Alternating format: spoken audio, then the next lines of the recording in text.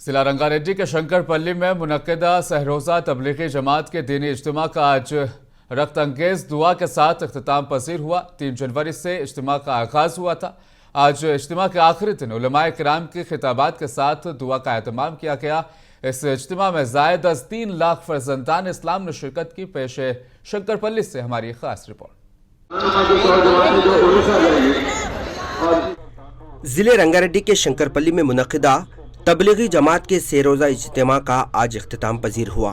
3 جنوری سے 3 روزہ اجتماع کا آغاز ہوا تھا، جس میں زائد از 3 لاکھ سے زائد فرزندان اسلام نے شرکت کی۔ اجتماع کے آخری دن علماء کرام نے خطاب کیا۔ اپنے خطاب کے دوران علماء کرام نے اللہ کی رسی کو مضبوطی سے تھام لینے کا مشورہ دیا اور دین کو ہر فرد تک پہنچانے کی تلقین کی۔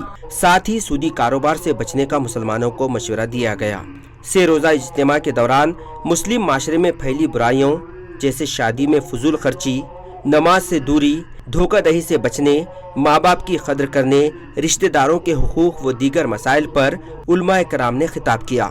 اجتماع کے اختتام پر مولانا محمد فاروق نے انتہائی رخت انگیز دعا کی۔